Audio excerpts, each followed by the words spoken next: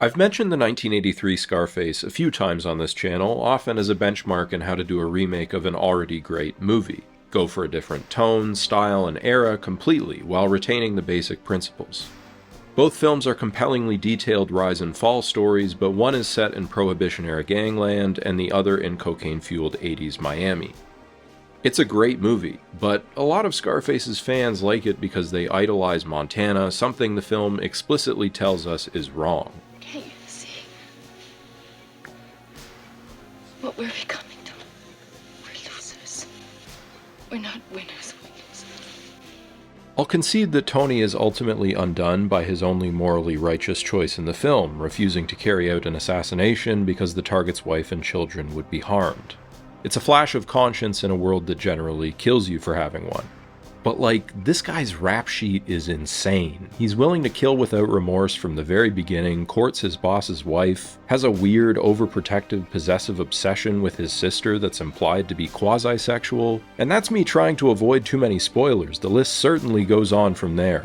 When I was a teenager, I loved Scarface because of Al Pacino yelling and overacting like a madman, that crazy chainsaw scene, all the loud dress shirts, the cocaine and swearing, and I ain't gonna lie, I still like it for those things, but as an adult, these people are horrifying more than they're cool, and that is the film's ultimate message. It would be hypocritical to deny Scarface is entertaining and compelling for its grittiness and its excesses. It's captivating to watch Tony rise to the top, and the very hunger that makes him so successful initially turns him into even more of a monster later on. I work hard for this. I want you to know that. Bad. Somebody should have given it to you. You would have been a nicer person. It's a snapshot of cultural and material excess, and a portrait of how we often glamorize and aspire to all of the wrong things. Carlito's Way from 1993 is an obvious companion piece to Scarface, with the same pairing of director and star in an epic and sprawling crime drama, similar poster designs, and it's been sampled about as often in the annals of hip-hop. Okay, I'm reloaded! You motherfuckers think you big time?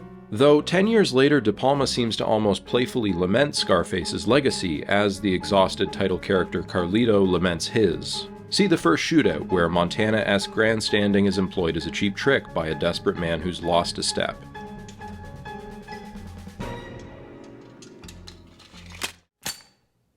I'm reloaded! Okay? Come on in here, motherfuckers!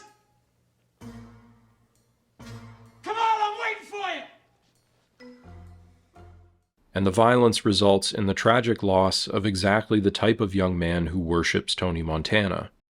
I just want to walk in with you. They see who my backup is and they'll shit in their pants, man. Very different from going out in a coked-out invincibility mode rampage.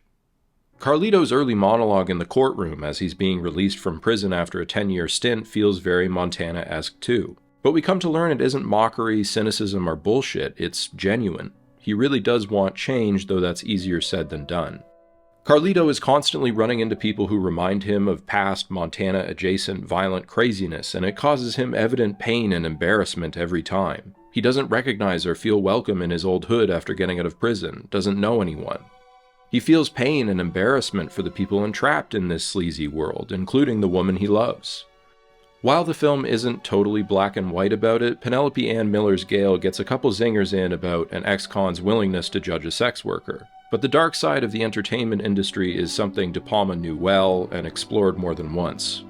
This is ultimately quite a melancholy movie about a dude trying to make amends with a life that has mostly destroyed people, and its set pieces are more subtle and Hitchcockian than they are explosive and bloody. The film literally opens with Carlito's death, a moment it boomerangs back to in a way that still manages to be shocking and deeply affecting later on. The embarrassment and rage that Carlito feels at still being tied to his past, best embodied in his interactions with Benny Blanco, ultimately lays a fatal breadcrumb trail.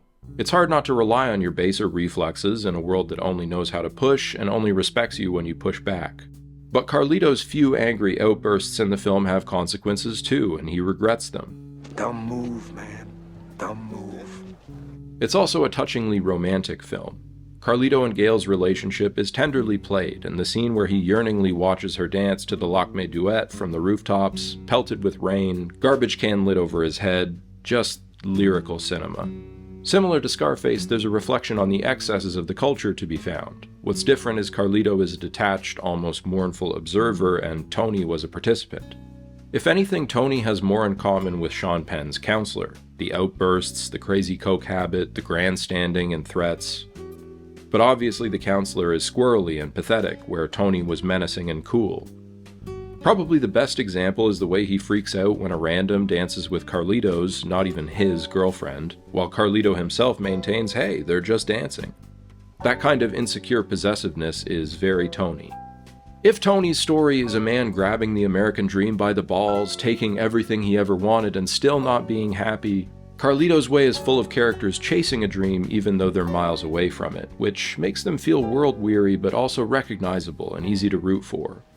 Yeah, I had a dream, Charlie. But now I'm awake.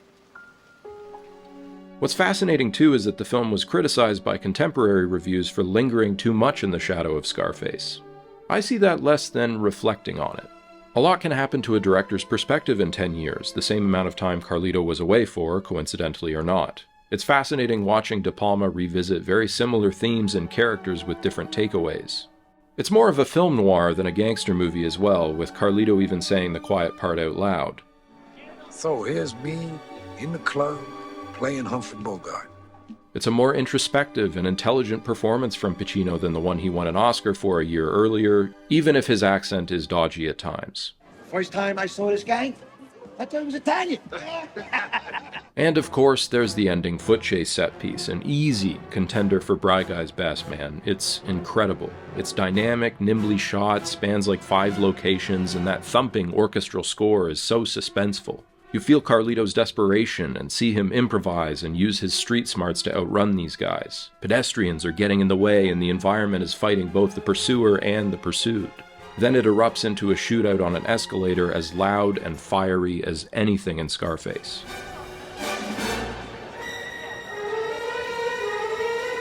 He's there!